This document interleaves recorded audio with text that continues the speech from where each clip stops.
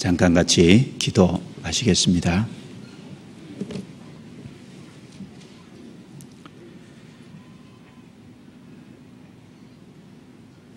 사랑과 은혜가 풍성하신 자비로우신 우리 아버지 하나님, 우리를 구원해 주시고 하나님의 자녀로 삼아 주시며 연약함에도 불구하고 변함없는 사랑으로 저희를 붙잡아 주신 것 아버지께 감사를 드립니다. 주님의 피로 구원함을 입은 귀한 형제 자매들, 오늘 함께 모여서 주의 말씀을 상고하며 주님의 교훈을 기다립니다. 주님께서 함께 해주시고 도와주셔서 우리 속에 말씀이 생명의 양식이 되도록 도와주시며 그 증거되는 말씀 속에 성령께서 함께 해주셔서 위로가 되고 힘이 되고 용기가 되며 우리 삶의 지혜가 될 수 있도록 주관해 주시옵소서. 우리 중에 연약한 분들 주 앞에 더욱 부탁하고 기도드립니다. 말씀으로 든든히 세워주시고 이 악한 세상에 죄에 빠지지 않도록 더욱 붙잡아 주시고 지도해 주시옵소서. 이 땅에 빛과 소금으로서 하나님의 자녀로서 하나님의 영광을 나타내기에 조금도 부족함이 없도록 우리 모두를 다스려 주시기를 간절히 원합니다. 또 이 주간에 주의 말씀이 곳곳에서 증거되고 있습니다. 외국에 말씀을 증거하기 위해서 출국해 계신 이요한 목사님 일행에게 함께해 주시고 미주 수양회와 전도인 수련회를 통해서 잃어진 영혼이 구원을 받고 든든히 세워지는 귀한 역사가 일어날 수 있도록 도와주시고 마석과 해남에서 집회를 인도하고 계신 홍정현 목사님, 서도성 목사님, 또 교회당에서 소집회를 인도하고 계신 김용희 전사님 일일이 도와주셔서 증거되는 말씀이 땅에 떨어지지 아니하고 각 사람의 마음속에 이루어져서 구원받는 역사가 일어나도록 도와주시옵소서. 전국의 주의 이름으로 모이는 곳곳마다 함께해 주시고 교훈으로서 도와주시옵소서. 함께하지 못한 성도들 어느 곳에 있든지 붙잡아 주시고 죄 짓는 자리에 서지 않도록 도와주시며 그 마음에 하나님이 함께 하셔서 하나님을 생각할 수 있도록 더욱 도와주옵소서. 주 예수님 이름으로 기도드리옵니다. 아멘. 구약 성경 이사야 40장을 함께 찾겠습니다. 이사야서 40장.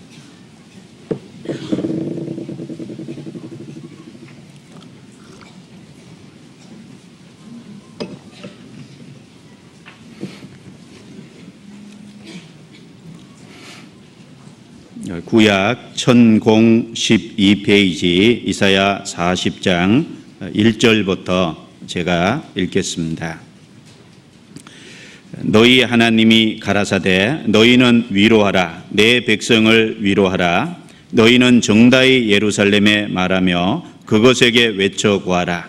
그 복역의 때가 끝났고 그 죄악의 사함을 입었느니라. 그 모든 죄를 인하여 여호와의 손에서 배나 받았느니라 할지니라. 외치는 자의 소리여 가로되 너희는 광야에서 여호와의 길을 예비하라. 사막에서 우리 하나님의 대로를 평탄케 하라. 골짜기마다 도두어지며 산마다 작은 산마다 낮아지며 고르지 않은 곳이 평탄케 되며 험한 곳이 평지가 될 것이요 여호와의 영광이 나타나고 모든 육체가 그것을 함께 보리라. 대저 여호와의 입이 말씀하셨느니라.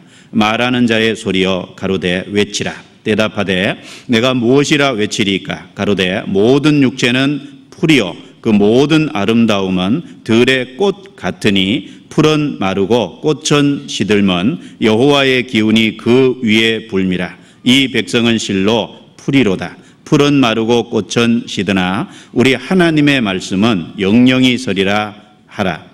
아름다운 소식을 시온에 전하는 자여, 너는 높은 산에 오르라. 아름다운 소식을 예루살렘에 전하는 자여, 너는 힘써 소리를 높이라.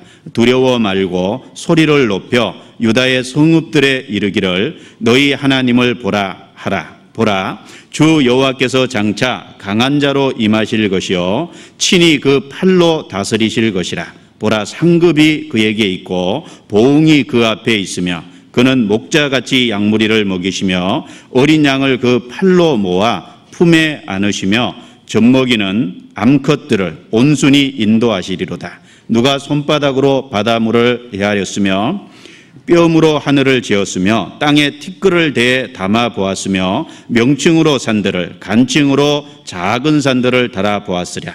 누가 여호와의 신을 지도하였으며 그의 모사가 되어 그를 가르쳤으라.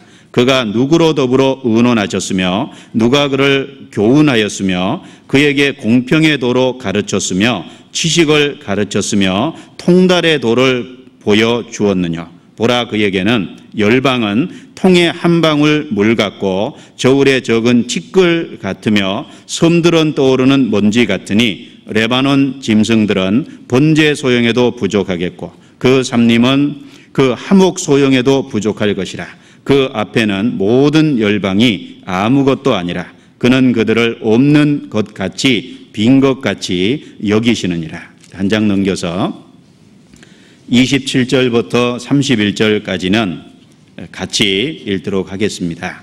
야곱아, 내가 어찌하여 말하며 이스라엘아, 내가 어찌하여 이르기를 내 사정은 여호와께 숨겨졌으며 원통한 것은 내 하나님에게서 수리하심을 받지 못한다 하느냐. 너는 알지 못하였느냐, 듣지 못하였느냐. 영원하신 하나님 여호와 땅 끝까지 창조하신 자는 피곤치 아니하시며 곤비치 아니하시며 명철이 한이 없으시며 피곤한 자에게는 능력을 주시며 무능한 자에게는 힘을 더하시나니 소년이라도 피곤하며 곤비하며 장정이라도 넘어지며 자빠지되 오직 여호와를 앙망하는 자는 새 힘을 얻으리니 독수리에 날개치며 올라감 같을 것이요 다른 박질하여도 곤비치 아니하겠고 걸어가도 피곤치 아니하리로다.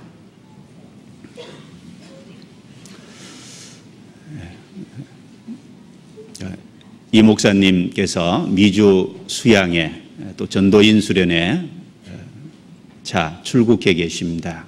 기도해 주시고 또 홍 목사님, 서 목사님 지역 집회에 나가 계십니다. 기억하시고 기도해 주시면 감사하겠습니다.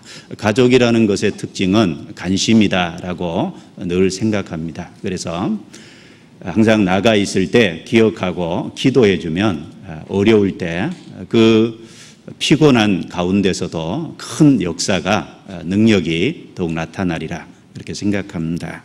그리고 오세일 목사님께서는 목 디스크 수술로 입원하셨다가 퇴원하셔서 집에서 계십니다. 그래서 같이 기억해 주시고 빨리 완쾌될 수 있도록 같이 기도해 주시면 역시 고맙겠습니다.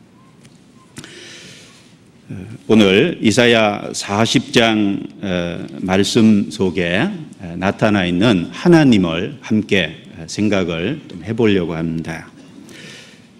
이 이사야서는 이사야 선지자에 의해서 기록이 됐습니다.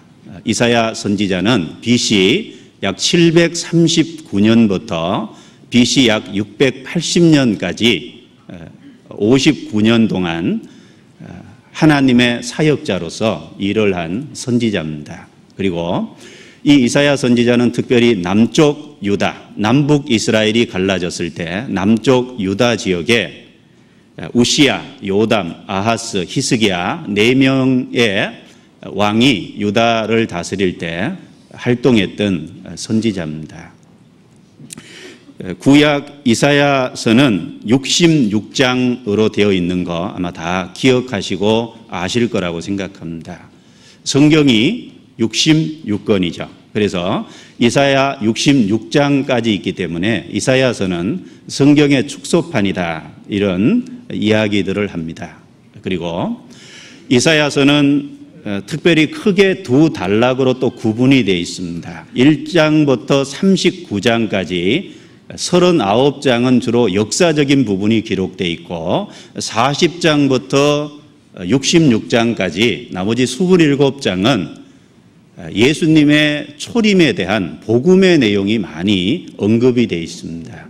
그래서 39장, 그 다음에 40장부터 66장까지 27장, 마치 신구약 성경을 39, 27권 나눠 놓은 것처럼 그런 의미에서도 축소판이다, 이렇게 얘기를 할 수 있습니다. 그리고 이사야 40장 자체도 또한 모든 성경의 축소판이다, 이렇게 말할 수 있겠습니다. 왜 그러냐면 이 이사야서 내용 안에 중요한 내용들이 다 언급이 되어 있습니다. 성경에서 하나님께서 하신 두 가지 큰 일이 있죠. 하나는 창조의 내용이고 하나는 구속의 내용입니다. 이 이사야 40장은 창조주 하나님에 대한 부분을 잘 소개하고 있습니다. 그리고 구속의 하나님에 대한 부분도 역시 언급을 하고 잘 소개하고 있기 때문에 성경 전체가 창조와 구속의 얘기로 축약해 본다면 이사야서 창조와 구속의 얘기가 나와 있습니다. 그래서 이사야 40장 12절부터 26절까지 창조주 하나님, 그리고 하나님은 그 창조하신 걸 그냥 내버려 두신 게 아니죠. 그 창조한 세계를 다스리시고 그 창조한 인간 세계, 인간 역사를 주관해 가십니다. 그래서 창조주 하나님, 역사를 주관해 가시는 하나님에 대해서 언급을 하고 있습니다. 그리고 하나님의 광대하심에 대해서 또 언급을 하고 있습니다. 읽은 부분에 기억하시죠? 하나님은 열방을 통해 한 방울의 물처럼, 섬들은 떠오르는 먼지같처럼, 그리고 열방을 엎는 것 같이 모든 열방은 메뚜기 같이 여긴다라고 하는 그런 표현들은 하나님의 광대하심, 하나님의 크심에 대한 말씀을 하기 위해서 그런 표현들을 사용하셨습니다. 그래서 창조주 하나님, 역사를 주관해 가시는 하나님, 그리고 광대하신 하나님에 대해서 12절부터 26절까지 언급하고 있습니다.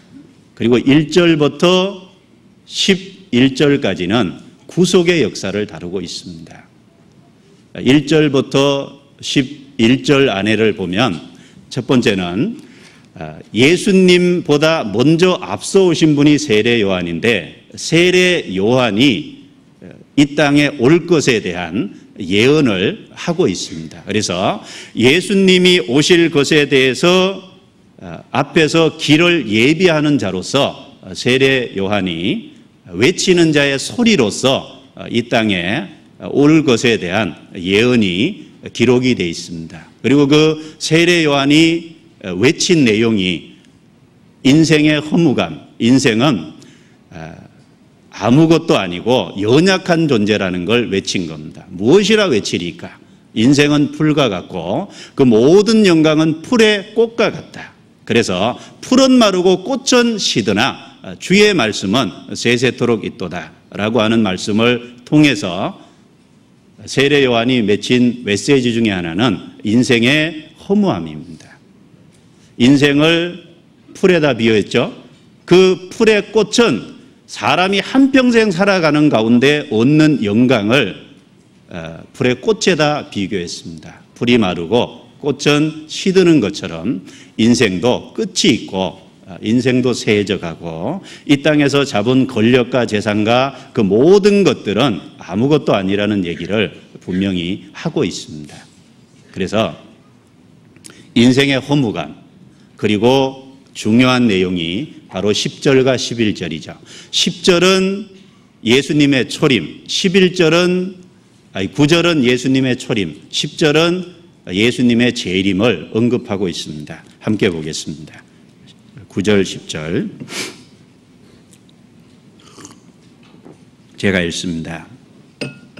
아름다운 소식을 시온에 전하는 자여, 너는 높은 산에 오르라. 아름다운 소식을 예루살렘에 전하는 자여, 너는 힘써 소리를 높이라. 두려워 말고 소리를 높여 유다의 성읍들에 이르기를.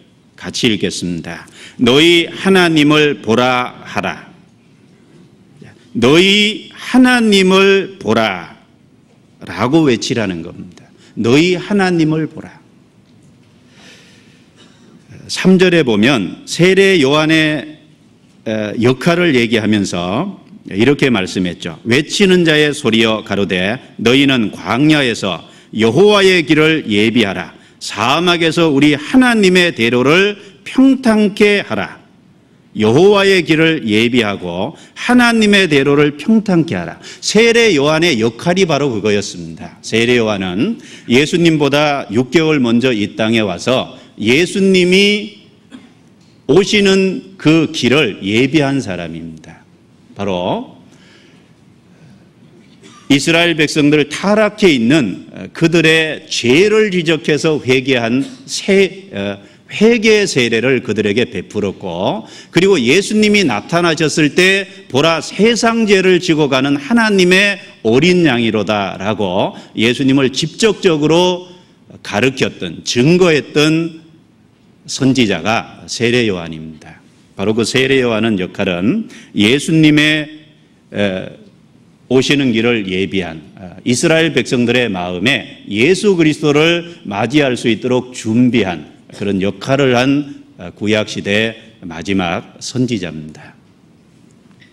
그런데 그 예수님을 여기는 여호와의 길을 예비하라. 하나님의 대로를 평탄케 하라. 그래서 구약의 여호와가 신약의 주입니다. 그래서 하나님이 사람의 몸을 입고 오신 분이 예수 그리스도입니다. 그래서 9절에 바로 너희 하나님을 보라 라고 얘기하신 것은 바로 예수 그리스도의 초림을 언급하고 있는 겁니다. 예수님이 이 땅에 오셔서 십자가에 죽으시고 그로 말미암아 우리의 모든 죄를 용서해 놓으신 그것으로 1절 2절에 보시면 2절에 이렇게 말씀되어 있죠. 너희는 정다이 예루살렘에 말하며 그것에게 외쳐 구하라. 그 복역의 때가 끝났고, 같이 읽어보죠. 그 죄악의 사함을 입었느니라. 그 모든 죄를 인하여 여호와의 손에서 배나 받았느니라 할지니라. 죄악의 사함을 입고 모든 죄를 인하여 여호와의 손에서 배나 받았다. 우리 죄에 대해서 넉넉한 대가를 지불해 주신 초림하셔서 그리스도께서 하신 일입니다. 그래서 9절에 너희 하나님을 보라 라고 하실 때 그 가르치는 하나님은 그리스도를 나타내고 있습니다. 그리고 그 그리스도께서 오셔서 우리 죄를 용서해 주시고, 죄를 용서해 준 것으로 끝난 게 아니죠. 11절에 그는 목자같이 양무리를 먹이시며 어린 양을 그 팔로 모아 품에 안으시며 젖먹이는 암컷들을 온순히 인도하시리로다. 우리를 구원하실 뿐 아니라 우리의 목자가 되셨죠. 그래서 우리를 먹이시고, 그리고 모아서 품에 안으신 건 보호죠. 우리를 먹이신, 우리에게 양식을 계속해서 먹이신, 우리의 영혼의 양식을 주시는 그리스도뿐 아니라 모아서 안으신다는 것처럼 우리를 보호하시고 감싸주시는, 그리고 우리의 삶을 인도하시는 목자로서 그리스도께서 우리 삶 속에 함께 하십니다. 그 주님, 오셨다 가신 그 주님이 다시 재림하시죠. 그래서 10절은 재림의 주를 언급하고 있는 겁니다. 10절 같이 읽어보겠습니다. 보라, 주 여호와께서 장차 강한 자로 임하실 것이요 친히 그 팔로 다스리실 것이라. 보라, 상급이 그에게 있고 보응이 그 앞에 있으며. 주 여호와께서 장차 강한 자로 임하실 것이요. 초림이 아니죠. 초림은 초라하게 오셨습니다. 그리고 이스라엘 백성들조차 알아보지 못할 정도로 외모도 볼품도 없이 이 땅에 초라한 모습으로 오셔서 십자가에 죽으시고 우리 죄를 용서해 놓으셨습니다. 그런데 재림하시는 주님은 장차 강한 자로 임하실 것이요, 재림의 주님은 만왕의 왕으로서 영광스럽게 옵니다. 그 주님 오실 때 양손에 들려있는 게 있죠? 여기 뭐가 있다고 되어 있냐면 상급과 보응이 그 앞에 있다라고 했습니다. 주님 오실 때 믿는 사람이 구원받고 난 이후에 산 삶에 대한 각각의 상을 가지고 오실 겁니다. 그와 동시에 믿지 않는 사람에게 보응, 심판의 주로서 오시게 될 겁니다. 그래서 이 이사야 40장은 성경 정체의 축소판입니다.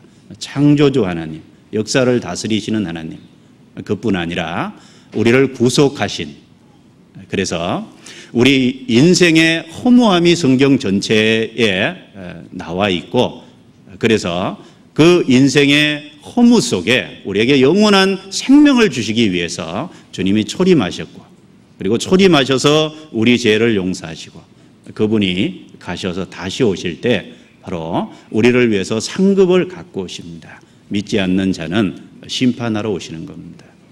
그래서 창조와 구속이라는 성경 전체의 큰 줄거리에 대한 축소의 내용이 이사야 40장에 구체적으로 예언되고 있습니다. 그래서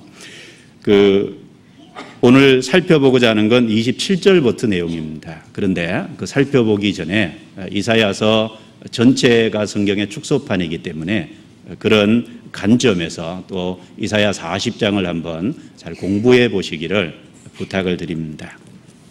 자, 오늘 27절부터 이 내용을 함께 생각을 해보려고 합니다.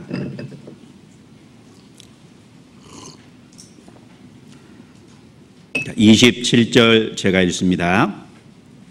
야곱아, 내가 어찌하여 말하며 이스라엘아, 내가 어찌하여 이르기를 내 사정은 여호와께 숨겨졌으며 원통한 것은 내 하나님에게서 수리하심을 받지 못한다 하느냐? 너는 알지 못하였느냐? 듣지 못하였느냐?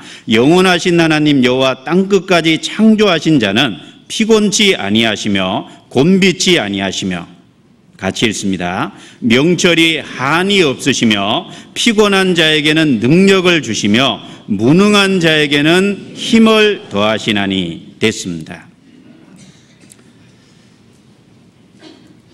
이스라엘 백성들은 하나님에 대해서 잘 몰랐습니다. 그래서 이스라엘 백성들은 하나님에게 내 사정은 여호와께 숨겨졌다, 그리고 내가 원통한 것이 있는데 그 원통한 것에 대해서 하나님이 수리해 주시지 않는다, 즉 하나님께서 도움을 주지 않고 응답해 주시 않는다라고 그들은 원망을 했습니다. 이스라엘 백성들이 하나님에 대한 오해, 그리고 하나님에 대해서 잘 모르기 때문에 자기들 사정을 하나님이 알지 못한다라든지 또 자기들 어려운 형편에 대한 것에 대해서 수리하심, 하나님께서 도움을 주시고 응답해 주시 않는다고 그들은 원망을 한 겁니다. 우리도 신앙생활 하다 보면 하나님에 대해서 잘 알아야 되는데 하나님에 대해서 잘 모르기 때문에, 하나님의 뜻을 모르기 때문에 하나님에 대한 오해를 합니다. 그리고 자기 삶을 돌아보면서 자기 삶에 대해서 하나님께서 도와주시지 않는다고 원망하고 하나님이 응답해 주시지 않는다고 원망하는 경우들을 우리 주변에 종종 보게 됩니다. 그것은 하나님에 대한 오해와 하나님에 대해서 잘 알지 못하기 때문에 그런 것이 나온다라고 생각할 수 있습니다. 자, 아무도 하나님 앞에 내 모든 사정이 숨겨졌다, 하나님은 내 사정을 잘 모른다 라고 이야기할 수 있는 사람이 없습니다. 왜 그러냐면 하나님은 전지하신 분이거든요. 전지하다는 건 하나님은 모든 것을 아시는 하나님이기 때문에 어느 누구도 자기 사정이 하나님께 숨겨졌다라고 얘기할 수 있는 사람은 없다는 겁니다. 전지하신 하나님. 자, 여기 명철이 한이 없으시며 이런 표현을 하고 있습니다. 모든 것을 아시는 하나님, 또 지혜가 무궁하신 하나님. 명철이 한이 없다는 건 명철이 끝이 없다, 명철이 무한대다, 이 말이죠. 다른 말로 얘기하면 지혜가 무한대다, 그렇게 이야기할 수 있고, 우리가 쓰는 용어 가지고 바꿔보면 IQ가 무한대다, 이렇게도 아마 표현을 해볼 수 있을 겁니다. 하나님은 전지하시고 IQ가 무한대고 지혜가 무한대십니다. 그런 하나님 앞에 내 사정이 숨겨졌다라고 얘기할 수 있는 사람이 누가 있겠습니까? 아무도 없습니다. 하나님은 전지하신 하나님입니다. 전지하시고 지혜가 무한대이신 하나님입니다. 그걸 좀 생각을 해보고 싶습니다. 전지하시고 지혜가 무궁하신 하나님. 전지하시다는 건 하나님이 모든 환경과 형편과 사건과 모든 여건들을 다 아신다라고 하는 것이 전지하심입니다. 인간이 아는 건 아주 작은 부분이고 연약한 부분입니다. 에머슨이라는 사상가가 얘기하기를 한 사람이 출생하면서부터 죽을 때까지 잠도 안 자고 밥도 안 먹고 하루 24시간 계속해서 책을 읽는데 영국의 국립도서관에 있는 책을 읽기 시작해서 70년 동안 읽었다고 할지라도 그가 읽은 부분은 아주 작은 부분일 거다라고 이야기를 했습니다. 그런 표현은 우리의 지식이 얼마나 평생 체득하고 평생 얻을 수 있는 지식이 얼마나 작은 것인가라는 것을 우리에게 시각적으로 생각할 수 있게끔 표현한 내용이라고 생각합니다. 하나님과 우리는 그만큼 차이가 있는 겁니다. 하나님은 모든 것을 알지만 인간이 평생 7, 80년을 살면서 얻을 수 있는 지식은 아주 작다라는 겁니다. 이 땅에서 많은 부분을 알고 있는 사람일지라도 실제로 그 사람이 알고 있는 건 이 세상에 있는 지식에 비하면 아주 연약한 아주 조그마한 부분밖에 알지 못한다라는 겁니다. 뉴턴은 우리가 알고 있는 것처럼 크리스찬이었죠. 뉴턴의 말년에 어떤 사람이 뉴턴에게 물었습니다. 박사님은 박사님의 머릿속에 엄청난 지식이 축적되어 있는 것 같습니다. 박사님도 그렇게 생각합니까? 뉴턴이 그 말을 이런 식으로 대답을 했습니다.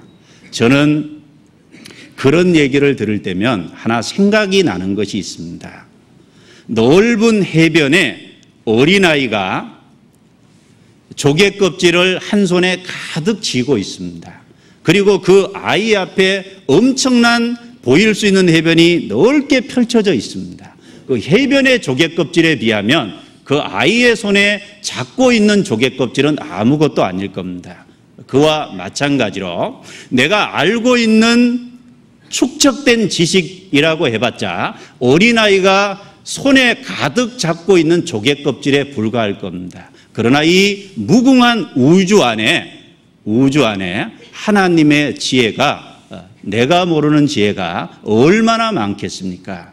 라고 하는 대답으로 그의 알고 있는, 그가 지식이 별로 없음을, 하나님 앞에 겸손함을 그렇게 고백했습니다. 하나님은 전지하시죠. 하나님 모든 걸 압니다. 그런데 우리는 평생 기껏 해봤자, 배우고 얻고 해봤자 너무나 작은 부분을 알고 있다는 겁니다. 그리고 하나님은 그 모든 것을 아는 것으로 끝나는 게 아니죠. 그 하나님이 알고 있는 지식을 하나님의 선한 목적을 위해서, 하나님의 영광을 위해서, 하나님께서 그 지혜로 간섭하시고 역사하시는 부분들을 섭니다 이렇게 얘기해 볼 수 있을 건데, 하나님은 그 지혜로 자기의 선과 영광과 목적을 위해서 그 지혜를 사용하시는 겁니다. 이사야 40장 12절을 한번 보겠습니다. 12절.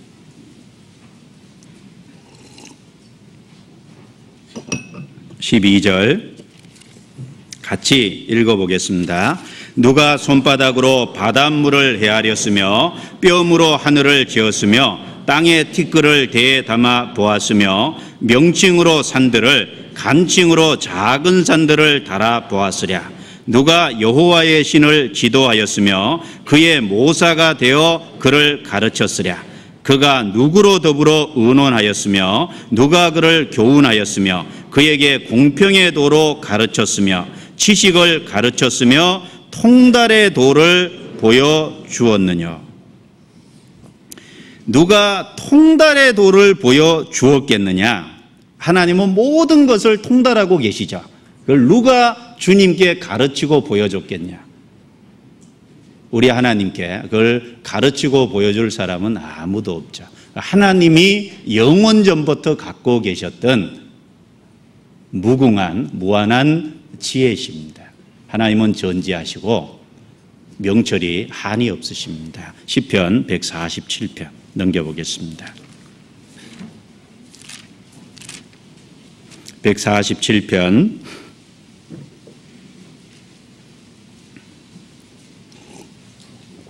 5절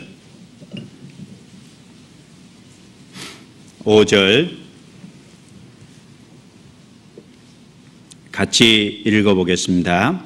우리 주는 광대하시며 능력이 많으시며 그 지혜가 무궁하시도다. 그 지혜가 무궁하시도다.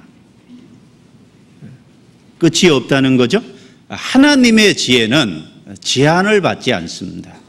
그 지혜가 무한대다라고 우리에게 말씀해 주고 있습니다. 자, 하나님은 그 지혜가 무한되시니까 사람을 심판하시고 사람을 재판할 때 오래 생각할 필요가 없겠죠. 우리는 지혜가 조금밖에 없으니까 어떤 판결을 내리려면 조사를 해야 되고 한참 생각을 해봐야 됩니다. 어느 게 옳을지 그를지, 그리고 그것이 옳은지 그른지 알기 위해서 조사도 해봐야 됩니다. 성경에 한 사람의 송사만 듣지 말라 그랬죠. 가끔 이렇게 상담하다 보면 한 분 얘기만 들으면 다른 분이 아주 나쁜 사람처럼 여겨집니다. 그런데 다른 분을 불러서 얘기해 보면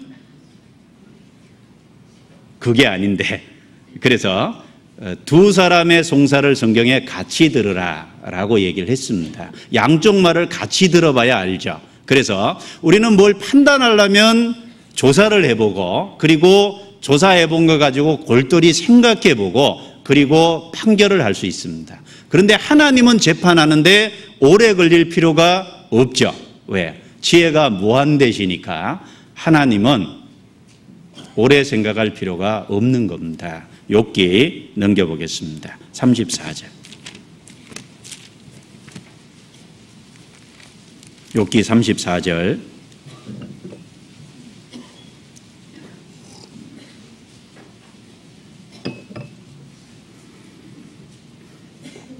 (34절) 21절부터 25절까지 말씀을 제가 읽어보겠습니다.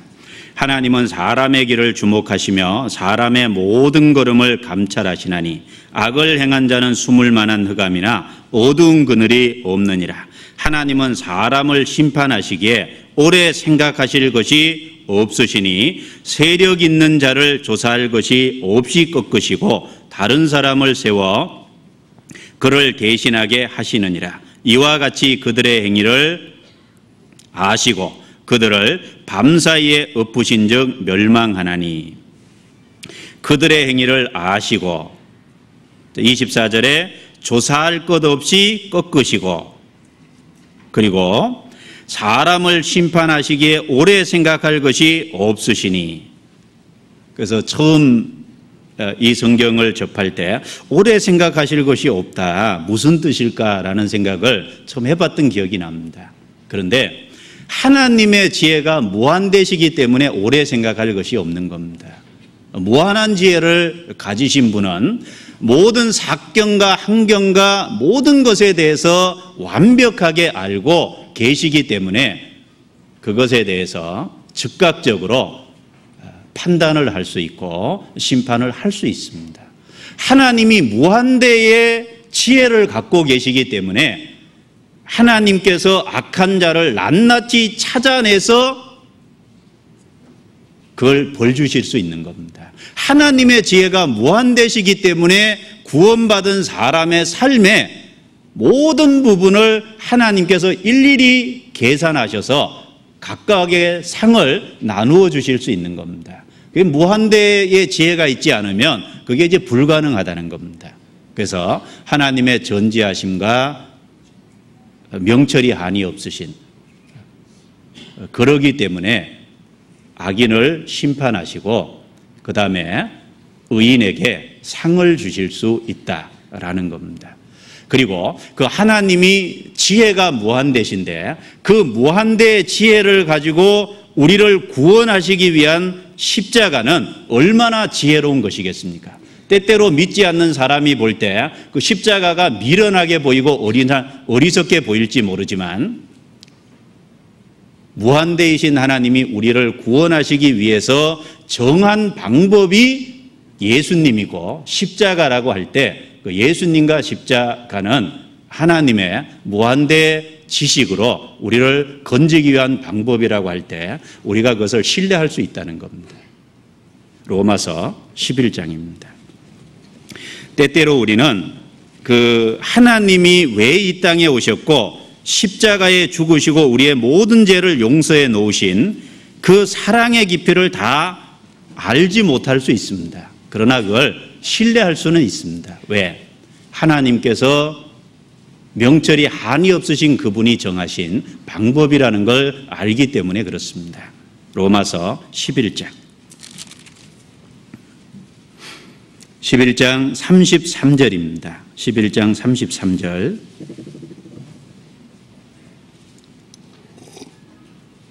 같이 읽어보죠. 깊도다 하나님의 지혜와 지식에 부요하며 그의 판단은 측량치 못할 것이며 그의 길은 찾지 못할 것이로다.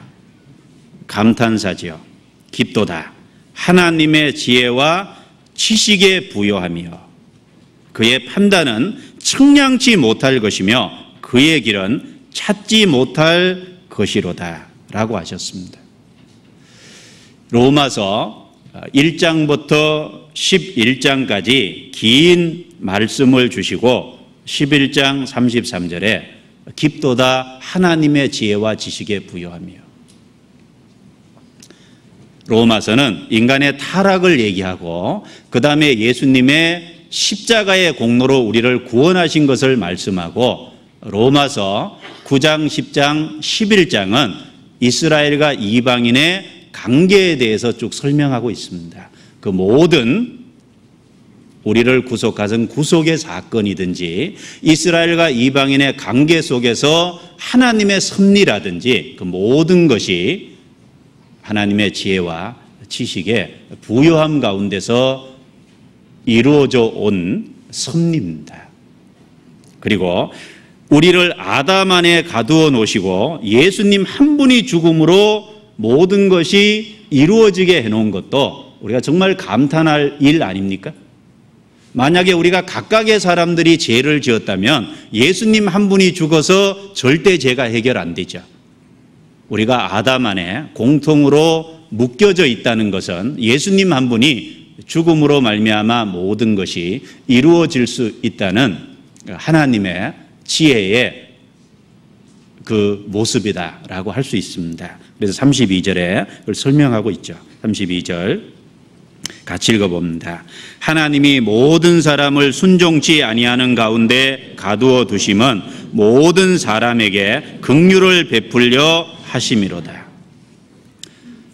아담 한 사람의 범죄로 그 안에 모든 사람이 죄인됐고 그 모든 사람을 순종치 아니하는 가운데 두시면 가두어 두신 건 모든 사람에게 긍휼을 베풀기 위한 하나님의 지혜와 지식의 부요함이었다는 겁니다. 그래서 우리는 십자가의 하나님의 큰 사랑의 깊이를 다는 모릅니다. 그래서 성경에 알아가라 그랬잖아요. 길이와 넓이와 깊이와 높이를 알아가라 그랬습니다. 하나님이 육체를 입고 이 땅에 오신 것에 대해서 우리는 그 사랑의 큰 의미를 조금밖에 모릅니다. 그러나 분명한 것 한 가지는 무한하신 하나님, 지혜가 무궁하신 하나님, 명철이 한이 없으신 하나님이 정하신 방법이기 때문에 우리가 신뢰할 수 있다는 겁니다. 사랑의 깊이를 다는 모르지만 신뢰할 수 있습니다. 왜? 무한하신 하나님이 정하신 방법이다라는 걸 우리가 기억할 필요가 있다라고 생각합니다. 디모데전서 3장도 넘겨보겠습니다. 디모데전서 3장.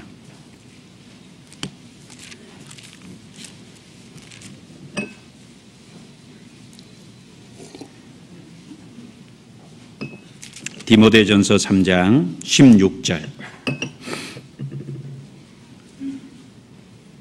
같이 읽어보겠습니다. 크도다 경건의 비밀이여 그렇지 않다 하는 이 없도다. 그는 육신으로 나타난 바 되시고 영으로 의롭다 하심을 입으시고 천사들에게 보이시고 만국에서 전파되시고 세상에서 믿음 바 되시고 영광 가운데서 올리우셨음이니라. 크도다 경건의 비밀이여 그렇지 않다 하는 이 없도다. 십자가는 예수님의 성육신은 정말 비밀입니다. 경건의 비밀. 육신으로 오신 바 되시고 그 다음에 의롭다 하심을 입으시고 그는 부활하셨죠. 그리고 천사들에게 보이시고 만국에서 전파되시고 세상에서 믿음 바 되시고 영광 가운데서 올리우신 승천하신 예수님의 일생 자체는 정말 큰 비밀입니다. 요한복음 3장 16절에 하나님이 세상을 이처럼 사랑하사라고 하셨는데 이처럼 사랑하셨다. 이처럼이라고 하는 것이 예수님이 십자가에 죽어줄 정도로 우리를 사랑했다는 겁니다. 그런데 그 이처럼이라고 하는 정도 있잖아요. 이처럼이라고 하는 그 정도를 조금밖에 모르기 때문에 그 요한복음 3장 16절을 계속해서 설교하고 싶은 충동을 느꼈는데 끝까지 설교를 못했다라고 하는 분이 있습니다. 그게 이제 D.L. 무디입니다. 이처럼이라고 하는 그 십자가에 죽어서 우리 죄를 용서하셨다는 건 분명하지만 그 이처럼 정도를 자기는 조금밖에 모르기 때문에 그 구절로 설교를 하고 싶었지만 정말 할 수가 없었다라고 D.L. 무디가 이야기해 놓은 걸 봤습니다. 그렇습니다. 그 사랑의 깊이에 대해서는 우리가 아주 적은 부분밖에 사실 잘 모르고 있을 수 있습니다. 그러나 무한하신 하나님이 우리를 구원하시기 위해서 정하신 방법이 십자가고 그렇다면 우린 신뢰할 수 있고 또 하나는 그것으로 충분하다는 걸 믿을 수 있다는 겁니다. 충분하다. 예수님의 십자가 외에 그것으로 부족해서 우리가 다른 것을 더할 필요가 있을까요? 그럴 필요 없습니다. 십자가로서 충분하다. 왜? 무한하신 하나님이 정하신 방법이었기 때문에 그렇습니다. 그리고 동시에 우리 신앙생활 하는데 모든 방법, 하나님이 정해주신 방법이 있습니다. 그 방법이 최선의 방법이기 때문에 우리에게 성경을 통해서 일러주셨습니다. 그럼에도 불구하고 우리는 삶 속에서 자꾸 하나님의 방법이 아니라 신앙생활 하는데 자기 방법을 앞세우는 경우가 많이 있다고 생각합니다. 여러분 생각해 보십시오. 무한하신 지혜로우신 하나님, 완전히 전지하신 하나님께서 우리 신앙의 삶 속에 신앙생활하는 방법을 주신 겁니다. 그런데 그 방법이 아니라 자기 방법으로 신앙생활을 하려고 자꾸 한다면 그것이 어리석음이라는 겁니다. 하나님이 정하신 방법을 따르는 게 마땅합니다. 하나님과 우리의 생각은 천지 차이죠. 쉽게 말하면. 이사야 55장입니다. 이사야 55장.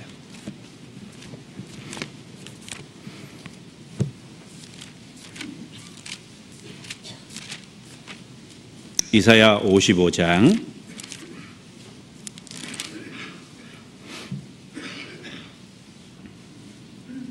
8절 9절 같이 읽어보겠습니다.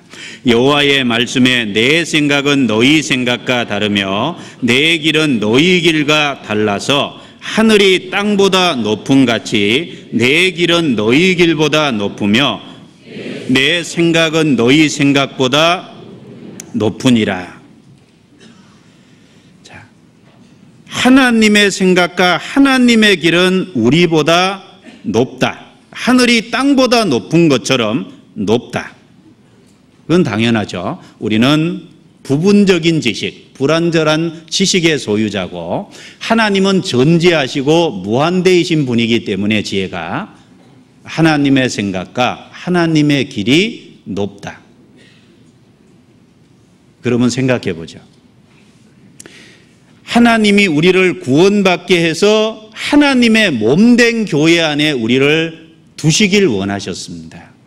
하나님이 우리를 구원하셔서 우리의 신앙생활에 꼭 필요한 방법이기 때문에 교회를 주셨습니다. 주님이 머리가 되시고 구원받은 성도가 지체를 이루고 몸을 이루고 있는 무리 교회를 주셨습니다. 왜 주셨을까요? 우리 삶에 꼭 필요하니까, 신앙생활에 꼭 유익이 되니까 교회를 주셨습니다. 그런데 어떤 분들은 그 교회를 소중하게 생각 안 합니다. 그러면 자기가 하나님보다 지혜가 높다는 얘기입니까? 하나님이 정해주신 방법이 교회라는 겁니다. 그 교회라는 것을 우리는 소중하게 생각해야 됩니다. 하나님이 그 교회를 소중하게 생각하셨다라고 우리에게 말씀하고 있는 겁니다. 에베소서 5장입니다. 에베소서 5장.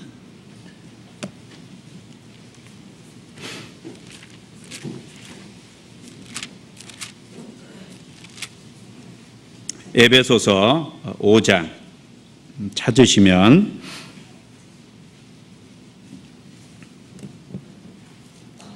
22절 제가 읽겠습니다. 아내들이여 자기 남편에게 복종하기를 주께 하듯하라. 이는 남편이 아내의 머리됨이 그리스도께서 교회의 머리됨과 같음이니 그가 친히 몸의 구주시니라. 그러나 교회가 그리스도에게 하듯 아내들도 범사에 그 남편에게 복종할지니라. 25절 같이 읽습니다. 남편들아 아내 사랑하기를 그리스도께서 교회를 사랑하시고 위하여 자신을 주신 같이 하라. 여기 그리스도께서 교회를 사랑하시고 위하여 자신을 주신 같이 하라로 주님이 머리가 되시고 구원받은 사람이 지체와 몸을 이루고 있는 그 교회를 위해서 교회를 사랑하시기 때문에 주님이 자기 육체를 십자가에 내어주셨습니다. 내어주시기까지 사랑하셨다는 겁니다. 주님께서 정하신 방법이 교회에 우리를 무리 속에 있게 한 거였습니다. 포도나무 가지로서 포도나무 줄기에 붙어 있게 한 겁니다. 무한하신 지혜가 무궁하신 하나님이 정하신 방법입니다. 그런데 그 교회를 소중하게 생각지 못하고 그 교회에 붙어 있기를 거절하는 사람은 그 무한대이신 지혜가 무궁하신 하나님보다 자기가 더 똑똑하다고 생각하는, 자기 방법이 옳다고 생각하는 어리석음을 지금 그 마음에 표현하고 있는 겁니다. 그리고 주님은 우리의 신앙생활에 절대적으로 필요하기 때문에 말씀을 주셨습니다. 우리 신앙생활에 절대적으로 필요하기 때문에 기도하라고 하셨습니다. 우리 삶에 필요한 많은 것들을 권하시고 우리 신앙생활에 필요한 많은 것들을 하나님께서 제정해 주신 겁니다. 우리는 그 하나님의 방법 앞에 머리 숙이고 굴복하는 것이 마땅하다라는 겁니다. 고린도후서 10장입니다.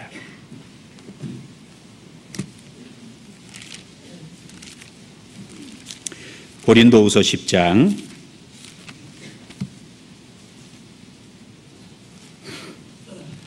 찾으셨으면 3절부터 6절까지를 같이 한번 읽어보겠습니다.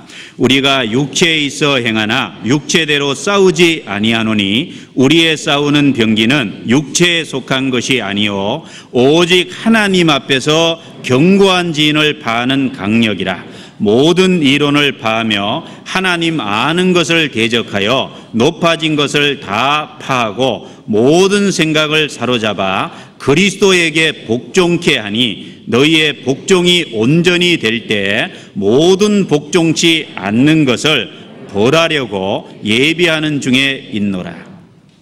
이 말씀대로 우리는 육체에 있어 행합니다. 우리는 육체를 갖고 있습니다. 그런데 육체대로 싸우면 안 된다. 우리의 싸우는 병기는 육체에 속한 것이 아니요 오직 하나님 앞에서 견고한 진을 파하는 강력이라. 우리가 육체를 입고 육체를 갖고 살아가지만 이 땅에 살아가는 방법은 육체대로 살지 않는다. 견고한 진을 파하는 강력한 성령이 우리 속에 있습니다. 하나님은 성령을 우리에게 주신 겁니다. 성령을 주셔서 우리의 모든 사상, 이론, 하나님 앞에 하나님의 지혜를 대적해서 높아져 있는 것들을 다 복종케 하기 원합니다. 사실 우리의 삶을 보면 우리의 사상과 우리의 생각과 우리의 이론 속에 하나님 말씀보다 높아져 있는 것들이 너무 많이 있습니다. 어느 누가 나는 교만하지 않다라고 얘기할 수 있는 사람이 누가 있겠습니까? 우리는 본성적으로 다 교만한 성품을 갖고 있습니다. 나는 겸손하다라고 이야기할 수 있는 사람이 누가 있겠습니까? 우리는 우리 안에 재성이 있고 자기도 모르게 자꾸 높아지려는 교만한 것이 들어 있습니다. 우리는 시시때때로 무한하신 하나님, 지혜가 무한되신 하나님이 우리에게 많은 말씀을 주셨음을 기억하고 우리는 그 말씀에 자기를 비춰보고 자기의 사상과 이론과 하나님을 아는 것을 높아져 있는 그런 생각들이 있다면 다 복종시킬 수 있도록 낮은 자리로 들어갈 수 있도록 그렇게 자기를 훈련시키고 하나님 앞에 더욱 무릎을 꿇는 것이 마땅하다고 생각합니다. 요즘 자주 머릿속에 떠오르는 구절이 있습니다. 내 뜻대로 마옵시고 아버지의 뜻대로 하옵소서. 우리는 삶의 시시때때로 그런 반복된 기도가 나오는 것이 마땅하다 그렇게 생각합니다. 내 명철을 의지하지 말고 범사에 하나님을 의지하라라고 했습니다. 잠언 3장 넘겨보겠습니다. 잠언 3장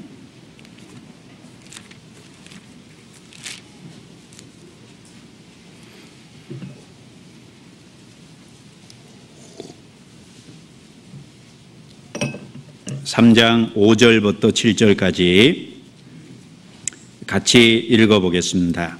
너는 마음을 다하여 여호와를 의뢰하고 내 명철을 의지하지 말라. 너는 범사의 그를 인정하라. 그리하면 내 길을 지도하시리라. 스스로 지혜롭게 여기지 말지어다. 여호와를 경외하며 악을 떠날지어다. 그래서 우리의 명철을 의지하지 말 것을 얘기했습니다. 성경에 보면 이 인간의 이성과 논리로 이해 안 될 것을 자꾸 하라고 명령하신 부분들이 많이 있습니다. 그리고 하나님은 어떻게 행동하는지 그 반응을 보시기 원하는 부분들이 많이 있습니다. 예를 한번 들어보겠습니다.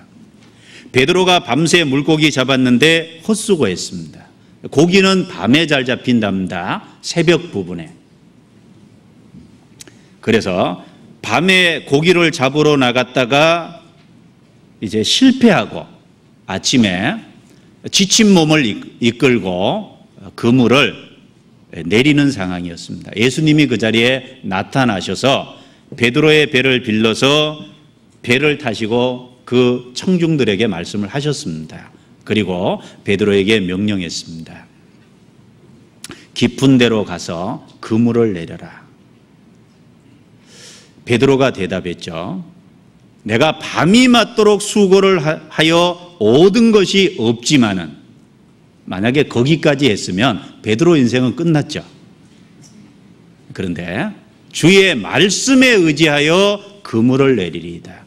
베드로는 예수님이 어부 생활 안 했다는 거 잘 알고 있었을 겁니다. 자기는 평생 어부 생활하면서 잔뼈가 굵은 사람이고 언제 어느 시에 어느 위치에서 고기가 잘 잡히는지, 그 갈릴리 호수 그래봤자 넓지 않잖아요. 그 호수에 어디에 고기가 잘 잡히는지 자긴 전문가입니다. 그런데 베드로는 예수님의 말씀에 순종했다는 겁니다. 주의 말씀에 순종하여 그물을 내리리이다.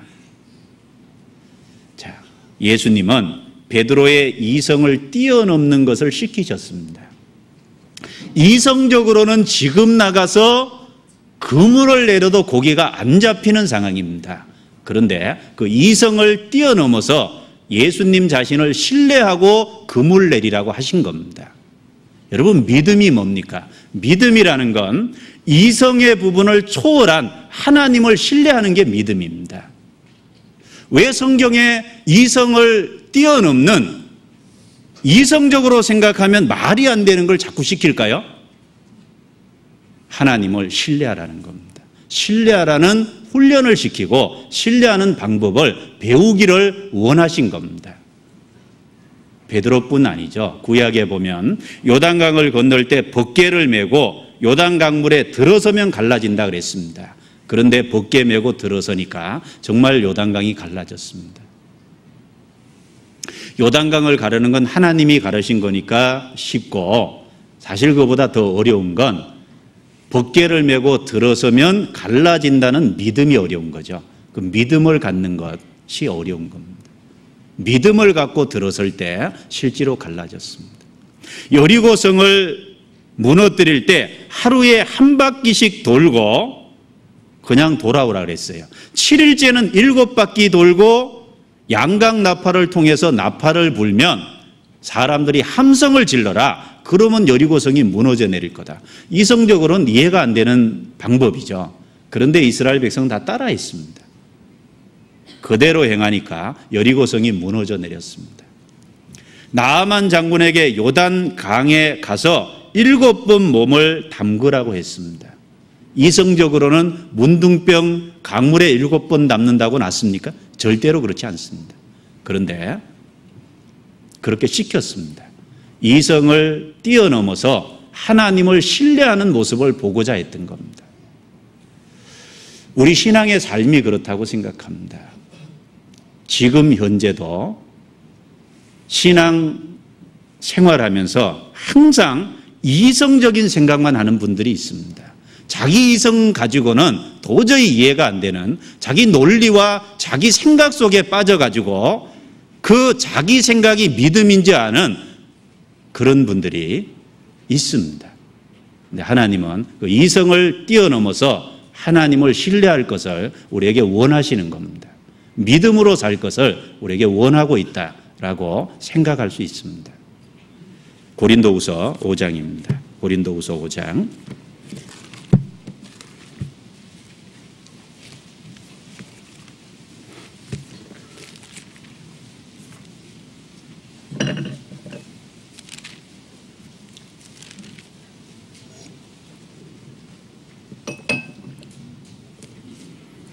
고린도후서 5장 찾았으면 6절, 7절을 같이 읽겠습니다.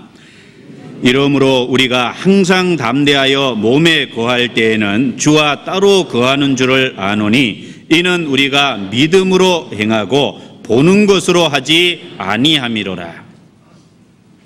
따라해 보시기 바랍니다. 믿음으로 행하고 보는 것으로 하지 아니함이로라. 우리는 이성으로 사는 게 아니고 믿음으로 삽니다. 믿음으로 산다는 걸 요약하면 말씀의 약속을 믿고 사는 삶이다라고 이야기할 수 있을 겁니다. 말씀을 믿고 하나님의 약속을 믿는 삶이 믿음의 삶입니다. 보는 것으로 하지 않는다 그랬죠? 하나님이 우리에게 영원한 내세를 약속하셨습니다.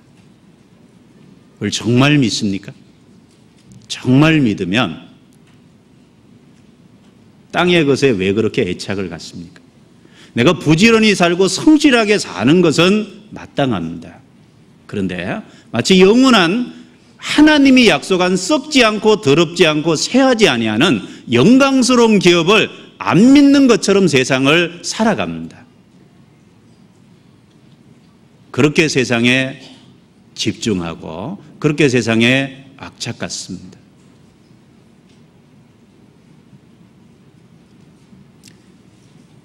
약속을 믿고 말씀을 믿는 생애입니다. 하나님이 우리에게 분명히 영원한 것을 줬습니다. 저와 여러분들 지금 주님 오시면 틀림없이 그곳에 갑니다.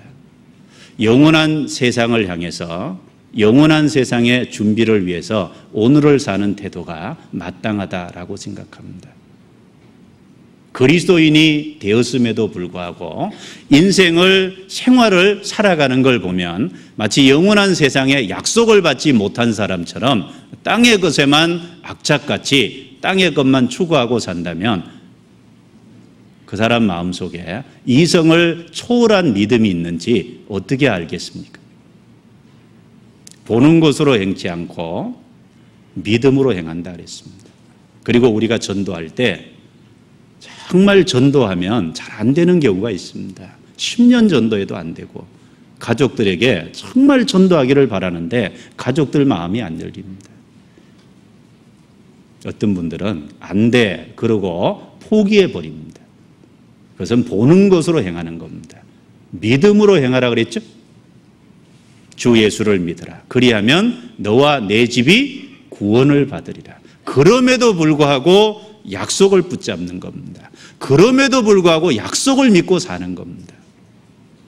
그게 하나님 앞에 마땅한 태도다라고 생각합니다.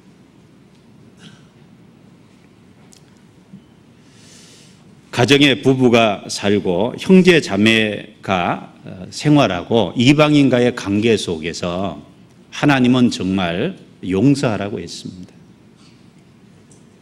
가정의 부부가 함께 살아가면서 서로 자기가 안 지겠다고 기싸움하는 건 어리석은 겁니다. 상대방이 정말 변하지 않아도 그 변하지 않은 걸 알지라도 정말 하나님 말씀으로 사랑을 하라고 한 그 말씀을 믿고 나를 사랑해 주신 그 사랑에 근거해서 그리스도의 사랑으로 베풀고 사는 게 마땅합니다. 믿음으로 사는 거죠. 그런데 그렇게 하면 버릇 없어진다고, 그래서 권위를 세워야 된다고, 그렇게 해서 갈등을 일으키고 사랑하지 않고 버릇 잡으려고 그러고 그런 식으로 삶을 살아가면 하나님 앞에 합당치 않은 겁니다. 하나님 말씀에 그대로 순종하고 사는 게 하나님 보실 때 정말 합당하고 영원한 곳에 섰을 때 상급이 있습니다. 지금 현재는 초라하게 될지도 모릅니다. 그러나 영원한 곳에 섰을 때 영광과 상이 틀림없이 있습니다.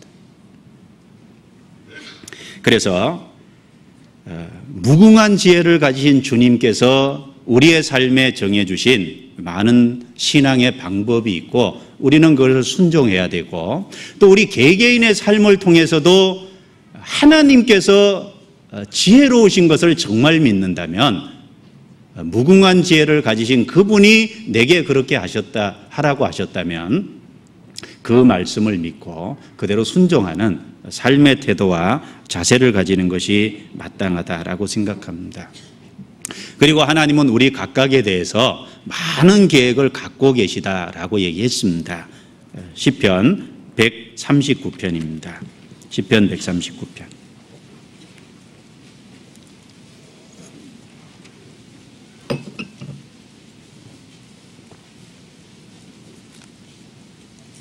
시편 139편.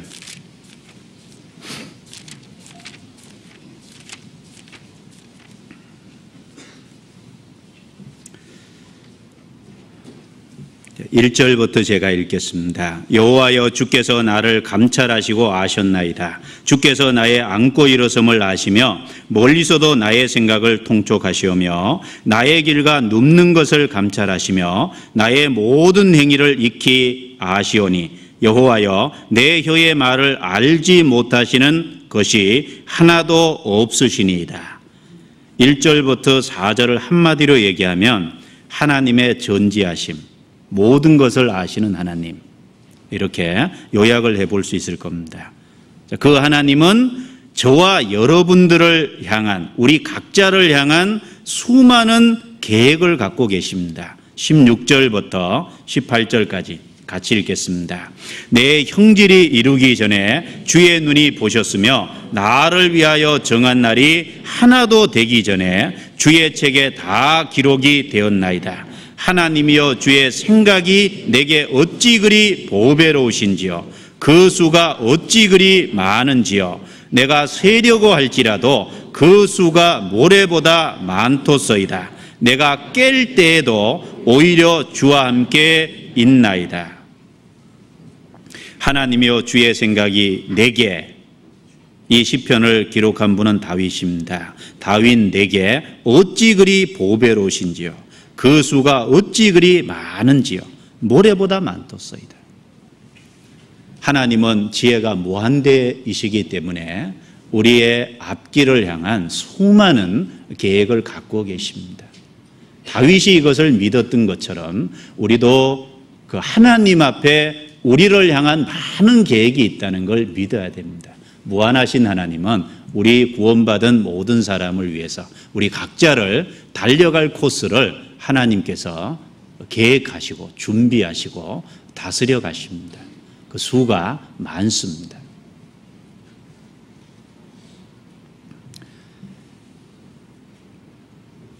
이제 그 라틴어에 보면요, 그 시간이란 그 단어를 이제 두 가지로 쓴다라고 나와 있는데 크로노스와 카이로스랍니다. 그런데 이 크로노스라는 이 라틴어는 우리가 말하는 몇 시간, 뭐 시, 분, 그 다음에 초 이렇게 얘기할 때 그 시간입니다. 그런데 카이로스는 하나님의 시간을 얘기할 때 카이로스라는 단어를 별도로 썼답니다. 라틴어에. 그러니까 인간이 사용하는 시간하고 하나님의 시간대는 차이가 있죠. 우리가 문제는 하나님의 시간, 하나님의 타이밍까지 못 기다린다는 게 문제일 겁니다. 그렇죠? 인간 시간하고 하나님의 시간은 틀림없이 틀린데 그 하나님이 도와주시고 응답해주고 하나님의 역사가 나타나기까지 우리가 못 기다린다는 것이 문제가 있는 겁니다. 하나님의 타이밍까지 기다려라 라는 말이죠. 이사야 30장. 지혜가 무궁하신 하나님은 우리보다 그 타이밍이 어느 때가 적합한지 가장 잘 아시는 분이다 라고 할 수 있습니다. 이사야 30장 18절 같이 읽어보겠습니다. 그러나 여호와께서 기다리시나니 이는 너희에게 은혜를 베풀려 하시며 일어나시리니 이는 너희를 긍휼히 여기려 하심이라. 대저 여호와는 공의의 하나님이시라. 무릇 그를 기다리는 자는 복이 있도다. 여호와께서 기다리시나니, 그 다음에 대저 여호와는 공의의 하나님이심이라. 무릇 그를 기다리는 자는 복이 있도다. 하나님도 기다리고 우리는 또 기다리죠. 하나님이 기다리는 건 복을 주시려고 기다리고, 하나님이 역사하시려고 기다리고, 우리가 기다리는 건 축복을 받기 위해서 기다리고, 하나님의 도움을 받기 위해서 기다리고, 차이가 있습니다. 하나님이 기다리고 계십니다. 하나님이 그 타이밍을 아십니다. 하나님의 시간대는 인간의 시간대하고 틀리다. 무한대이신 하나님이 가장 정확한 타이밍을 알고 계시다라는 겁니다. 그걸 안다면 우리가 여러 가지 상황에서 좀 더 기다려 볼 수 있는 하나님께 기도하고 그 응답할 때까지 기다리는 그런 마음이 될 거다라고 생각합니다. 하나님은 지혜가 무궁하십니다. 그리고 하나님이 지혜가 무궁하셔서 모든 것을 안다, 전지하시다는 건 우리에게 큰 위로와 힘이 될 때가 있습니다. 어떤 것에 힘이 되냐면, 내가 고난과 고통과 역경 속에 있을 때, 핍박을 받을 때, 어려운 일을 당할 때 하나님의 지혜가 무궁하고 모든 걸 안다는 건 틀림없이 위로가 되죠. 하나님이 내 상황을 안다는 것 자체가 큰 위로가 됩니다. 아무도 몰라줘도 하나님이 내 상황을 안다는 건 얼마나 큰 힘이 됩니까? 마태복음 10장입니다. 마태복음 10장.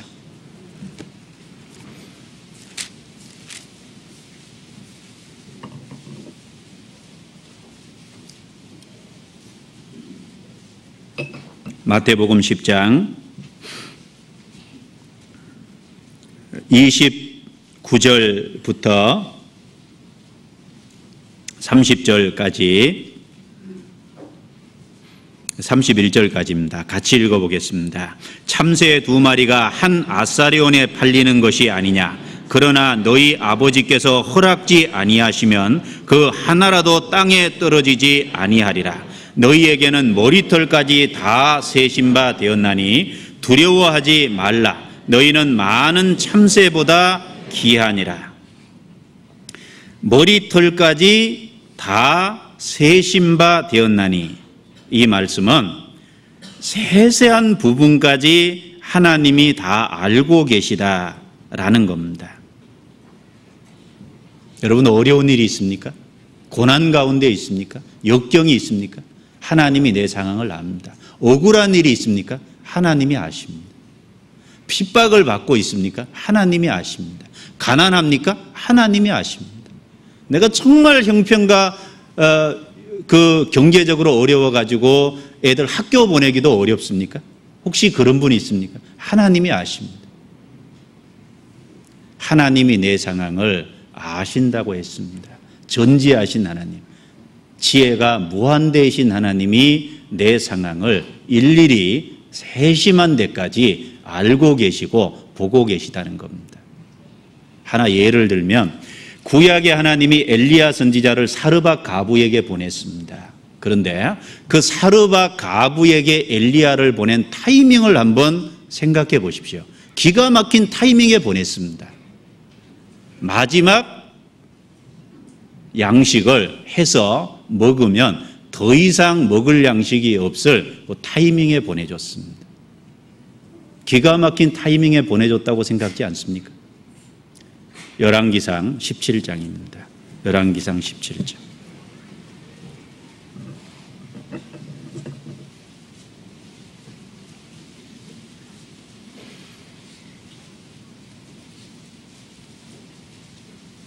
열왕기상 17장 8절입니다.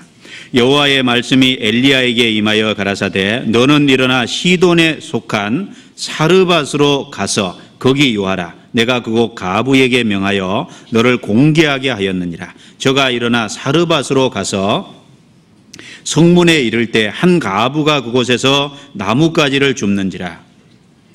이에 불러 가로되 청컨대 그릇에 물을 조금 가져다가 나로 마시게 하라. 저가 가지러 갈 때 엘리야가 저를 불러 가로되 청컨대 내 손에 떡 한 조각을 내게로 가져오라. 저가 가로되 당신의 하나님 여호와의 사심을 가리켜 맹세하노니 나는 떡이 없고 다만 통에 가루 한 웅쿵과 병에 기름 조금뿐이라. 내가 나뭇가지 두엇을 주어다가 나와 내 아들을 위하여 음식을 만들어 먹고 그 후에는 죽으리라. 엘리야가 저에게 이르되 두려워 말고 가서 내 말대로 하려니와 먼저 그것으로 나를 위하여 작은 떡 하나를 만들어 내게로 가져오고 그 후에 너와 내 아들을 위하여 만들라. 이 말씀을 보면 이 흉년이 몇 년 지속이 됐기 때문에 기근이 그 양식을 아껴 먹었을 겁니다. 사르밧에 있는 가부가. 그런데 마지막 양식 먹으면 그 다음 먹을 것이 없습니다. 이걸 해먹고 죽으리라, 그 말은 자살하겠다는 말이 아니죠. 그걸 먹으면 더 이상 먹을 양식이 없다는 겁니다. 먹을 양식이 없으니까 결국 죽는 걸 기다릴 수밖에 없다라는 얘기죠. 그런데 굶지 않도록 기가 막힌 타이밍에 보내줬습니다. 엘리야를. 하나님은 사르밧 가부가 하나님을 찾는 마음을 아셨고, 그리고 하나님을 의지하는 마음을 아셨기 때문에 엘리야를 정확한 시점에 보내주신 겁니다. 우리의 삶에 그런 부분이 많이 있다고 생각 안 됩니까? 자기 삶을 돌아보면 하나님의 기가 막힌 타이밍, 도움의 타이밍, 응답의 타이밍이 있을 겁니다. 하나님이 모든 것을 안다.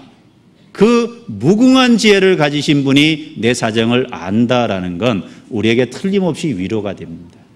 그리고 내가 정말 그 상황이 어렵다면 피할 길을 틀림없이 주실 거라는 겁니다.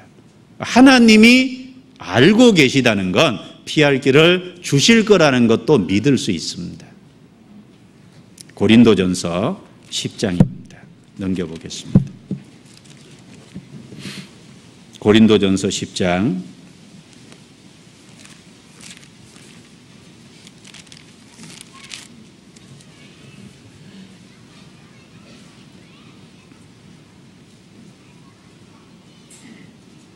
13절 말씀을 또 같이 읽겠습니다. 사람이 감당할 시험 밖에는 너희에게 당한 것이 없나니 오직 하나님은 미쁘사 너희가 감당치 못할 시험 당함을 허락지 아니하시고 시험 당할 즈음에 또한 피할 길을 내사 너희로 능히 감당하게 하시느니라. 피할 길을 내사. 하나님은 내 체질을 나보다 더 잘 아실 겁니다. 내가 어디쯤 견딜 수 있는지 하나님은 나보다 더 잘 알고 계실 겁니다. 그래서 하나님이 모든 걸 알고 있다는 것은 하나님의 타이밍에 내가 정말 감당하기 어려우면 피할 길을 주실 것도 믿을 수 있습니다. 내게 현재 피할 길을 주시지 않은 것은 현재의 환경이 내가 감당할 수 있기 때문에 주셨다라고 믿고 그 안에서 인내하고 하나님을 의지하는 것이 마땅하다라는 겁니다.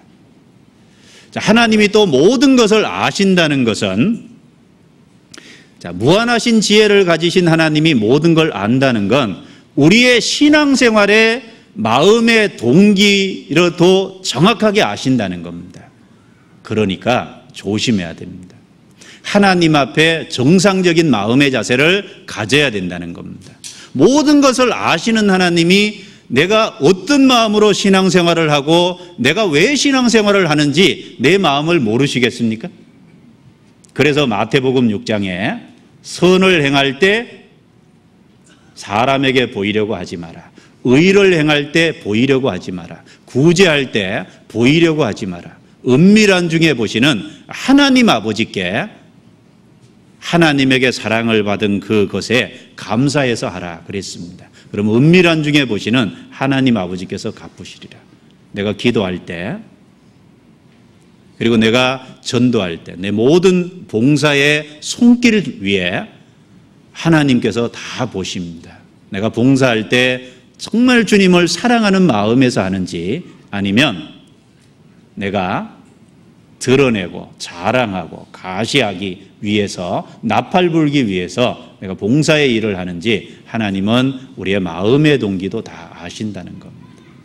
하나님이 모든 것을 아신다는 건 우리의 죄도 보신다는 겁니다. 은밀한 죄도 다 보신다는 겁니다. 우리가 하나님 앞에 신전의식을 가져야 됩니다. 하나님 앞에 내가 있다라고 하는 분명한 태도를 갖고 살아야 됩니다. 하나님이 보시지 않는다고 생각하고 가끔 자기를 기만하고 은밀한 죄를 짓습니까? 하나님 다 보십니다. 구약에 여리고성을 하나님이 함락하시면서 여리고성에 있는 어떤 물건도 하나님에게 바쳐진 거니까 그 여리고성의 물건을 취하지 말라 그랬습니다. 그런데 그 여리고성의 물건을 겁도 없이 취한 아간이라는 사람이 있었습니다. 아무도 몰래 시날산의 외투 한 벌, 금덩이, 은덩이 일부, 그래서 자기 장막 텐트죠, 그 당시에 텐트 밑에, 땅 밑에 파서 그 밑에 묻어놨습니다. 외투 대기 갖고 싶었나 봐요. 안 해주려고 훔쳤는지 모르겠지만 어쨌든 그 묻어놨습니다. 그런데 바로 그 아간과 아간 가족 외에는 아무도 모르는 겁니다. 그런데 그 다음 아이성 전투에 이스라엘이 크게 패했죠. 그 원인을 하나님께서 여리고성의 물건을 훔친 자가 있다, 바친 물건을 훔친 자가 있다, 그걸 찾아내서 제거하기 전에는 하나님이 너희 중에 함께 안 하겠다라고 했습니다. 그래서 그 당시에 제비뽑기를 했습니다. 그래서 이스라엘 12지파를 세워놓고 제비를 뽑으니까 유다 지파가 뽑혔어요. 유다 지파에서 뽑으니까 세라 족속이 뽑혔고, 그 다음에 그 족속이 뽑힌데 뽑은 남자 쭉 나오라 해서 누구 가족이 뽑히고, 그 다음에 나중에 아간이 뽑힌 겁니다. 그 제비 뽑기를 할 때 그 제비가 뽑히는데 섭리하시고 그렇게 뽑히도록 하신 분이 하나님이셔요. 하나님은 아시죠. 그래서 그 아간과 그 아내와 아이들이 당연히 봤을 거 아니에요. 그 밑에도 숨겼으니까. 절대로 안 된다고 그래야 될 건데 같이 그 죄를 같이 지었습니다. 그래서 그 가족을 다 이끌어내서 악을 골짜기로 데려가서 돌로 쳐 죽였습니다. 악을 제하고 그 다음에 하나님이 그들과 역사했습니다. 그 모습을 보면서 무엇을 느끼십니까? 우리 속에 아간 같은 못된 것이 있다는 겁니다. 여러분, 신전의식, 하나님 앞에 내가 있다라고 하는 분명한 의식을 갖고 살아야 됩니다. 자기를 기만하고 하나님을 기만하고 은밀하게 슬쩍슬쩍 죄를 지으면 지금 당장 안 나타날 수는 있지만 하나님이 드러내십니다. 누가 드러낸다고요? 하나님이 드러내실 겁니다. 다윗도 범죄했을 때 하나님이 드러냈습니다. 당장 안 드러났죠? 그런데 하나님이 나중에 드러냈습니다. 우리의 삶에 은밀한 죄가 있다면 하나님이 드러내실 겁니다. 디모데전서 5장입니다.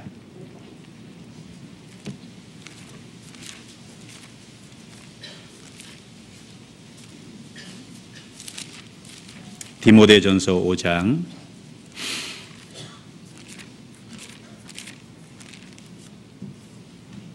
24절입니다. 24절, 25절 같이 읽겠습니다. 어떤 사람들의 죄는 밝히 드러나 먼저 심판에 나아가고 어떤 사람들의 죄는 그 뒤를 좇나니 이와 같이 선행도 밝히 드러나고 그렇지 아니한 것도 숨길 수 없느니라. 어떤 사람들의 죄는 밝히 드러나 먼저 심판에 나아가고 어떤 사람들의 죄는 그 뒤를 쫓는다. 먼저와 뒤에 차이밖에 없지 반드시 하나님이 드러내신다라고 했습니다. 지혜가 무궁하신 전지하신 하나님이 우리 삶을 다 알고 있다는 걸 안다면 우리의 은밀한 죄도 보신다는 걸 기억하고 하나님을 속이고 자기를 속이는 기만적인 삶을 살아서는 결코 안 된다라고 하는 걸 생각할 수 있습니다. 그래서 열왕기 상하, 역대 상하에 반복해서 나오는 얘기가 여호와 보시기에 라는 단어입니다. 여호와 보시기에. 여러분, 자기 스스로 하나님 보시기에 나는 어떤가라고 스스로 반문해 보는 그런 태도를 가지는 것이 마땅하다라고 생각합니다. 그리고 무한하신 하나님, 지혜가 무궁하신 하나님이 모든 걸 아신다는 건 하나님이 자기 백성도 분명히 아십니다. 누가 구원을 받고 하나님을 정말로 찾고 열망하고 하나님을 의지하고 사는지 하나님 분명히 아십니다. 하나님은 그런 사람을 환난 날에 건져주시겠다라고 분명히 또 약속하셨습니다. 하나님 자기 백성 아십니다. 그래서 우리는 그 하나님 전지하시고 지혜가 무궁하시다는 걸 마음속에 깊이 생각하고 이런 여러 가지를 좀 자기 삶과 밀접하게 연결시켜서 묵상해 보고 생각해 보는 게 좋겠다고 생각합니다. 이사야 40장. 이사야 40장.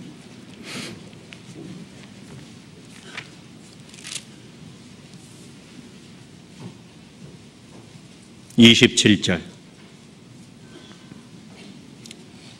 제가 읽겠습니다. 야곱아 내가 어찌하여 말하며 이스라엘아 내가 어찌하여 이르기를 내 사정은 여호와께 숨겨졌으며 원통한 것은 내 하나님에게서 수리하심을 받지 못한다 하느냐.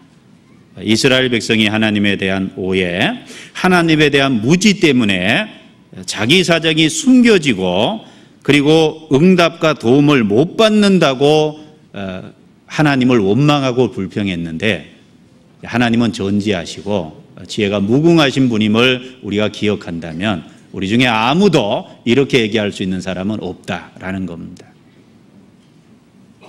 그 하나님은 명철이 한이 없으신 분이기 때문에 29절 피곤한 자에게는 능력을 주시며 무능한 자에게는 힘을 더하시나니 소년이라도 피곤하며 곤비하며 장정이라도 넘어지며 자빠지되 같이 읽습니다. 오직 여호와를 앙망하는 자는 새 힘을 얻으리니 독수리의 날개치며 올라감 같을 것이요 다른 박질하여도 곤비치 아니하겠고 걸어가도 피곤치 아니하리로다.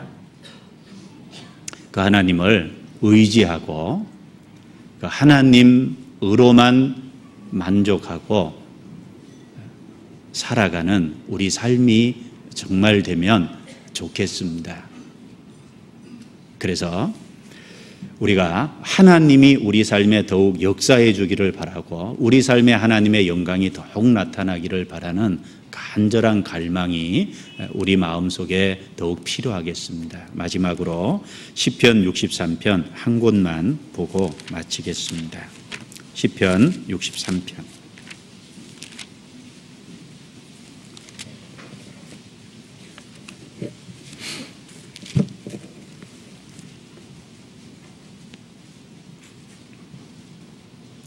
(1절) (2절) (1절) (2절) 같이 읽겠습니다. 하나님이여 주는 나의 하나님이시라. 내가 간절히 주를 찾되 물이 없어 마르고 곰핍한 땅에서 내 영혼이 주를 갈망하며 내 육체가 주를 앙모하나이다. 내가 주의 권능과 영광을 보려 하여 이와 같이 성소에서 주를 바라보았나이다. 간절히 주를 찾되 간절히 찾고 갈망합니다. 어느 정도냐 하면 물이 없어 마르고 곰핍한 땅에서 물을 찾듯이 내 영혼이 주를 갈망하며 내 육체가 주를 앙모하나이다. 우리는 삶 속에 마른 땅이면 얼마나 물을 원하겠습니까? 그것이 그런 땅이 물을 원하듯이 우리 마음에 우리 영혼이 주를 간절히 찾고 주님을 앙모해야 될 겁니다. 이제 특별히 여기는 주님의 존재를 얘기하는 게 아니고 2절에 내가 주의 권능과 영광을 보려 하여 우리 삶 속에 주님의 권능이 나타나고 주님의 영광이 나타난 것을 보기 위해서 우리는 주님을 간절히 찾고 간절히 갈망해야 될 겁니다. 이렇게 간절히 찾고 갈망하는 사람은 틀림없이 5절에 있는 것처럼 골수와 기름진 것을 먹음과 같이 내 영혼이 만족할 것이라. 그렇게 찾는 사람은 틀림없이 만족을 얻게 될 거고, 그 다음에 7절에 주는 나의 도움이 되셨음이라 내가 주의 날개 그늘에 즐거이 부르리이다. 그렇게 주님을 간절히 찾는 사람은 주님의 도움을 받게 될 거고, 그 다음에 주의 날개 그늘에 즐거이 부른다는 것처럼 주님의 보호와 주님의 다스림 속에 있게 될 겁니다. 그래서 우리가 믿는 하나님은 모든 것을 아시는 전지하시고 그리고 지혜가 무궁하신 하나님이라는 걸 우리 마음속에 확실히 믿고 우리가 삶을 더욱 주님께 전적으로 의지하는, 그래서 우리 이성으로 살아가려고 하지 말고 정말 주님의 약속과 말씀을 믿고 믿음으로 살아가는 그런 생애가 되어야 되겠습니다. 기도하고 마치겠습니다.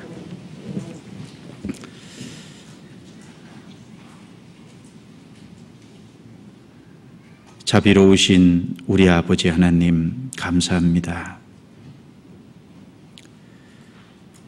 지혜가 무궁하시고 명철이 한이 없으신 하나님께서 우리의 삶을 다스려 주시고 도와주셔서 하나님의 지혜를 의지하고 명철을 의지하고 살아가는 삶이 될 수 있도록 도와주옵소서. 그래서 우리 삶에 하나님의 권능이 나타나고 하나님의 영광이 나타나는 걸 더욱 볼 수 있도록 도와주시고 교회를 통해서 더 많은 사람이 주님께 돌아오는 귀한 역사가 일어날 수 있도록 함께해 주시고 인도해 주옵소서. 우리 모두를 귀하게 사용해 주시고 이끌어 주옵소서. 혹 고난 중에 있는 분 더욱 도와주시고 여러 가지 곤란 중에 있는 분 더욱 이끌어 주시며 신앙이 퇴보해서 여러 가지 어려움 중에 있는 분 더욱 능력의 손으로 붙잡아 주셔서 세워주시고 주를 향한 선한 열매가 더욱 맺힐 수 있도록 도와주옵소서. 전 세계적으로 우리 교회를 통해서 복음의 역사가 더 활발하게 나타나도록 도와주신 거 감사드립니다. 우리가 그 안에 각각의 역할을 잘 할 수 있도록 도와주시고 인도해 주옵소서. 학예 수양에도 얼마 남지 않았습니다. 주님께서 앞서 행해 주셔서 이번 수양에도 많은 사람이 구원을 받는 역사가 일어나게 도와주옵소서. 주 예수님 이름으로 기도드리옵니다. 아멘. 찬송가 85장을 같이 하시겠습니다.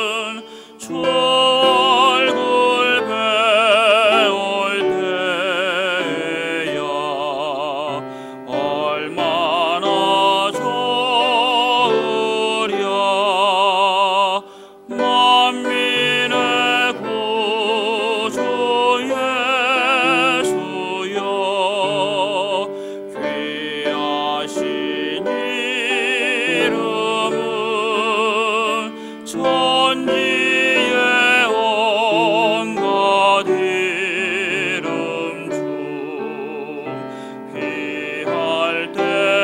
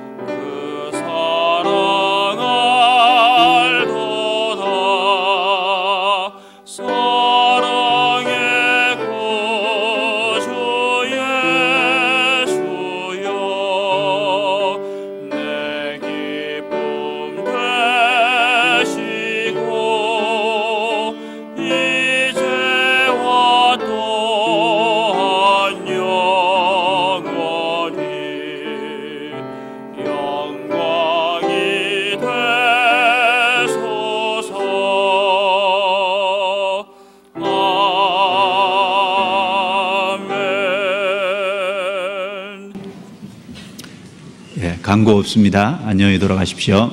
마치겠습니다.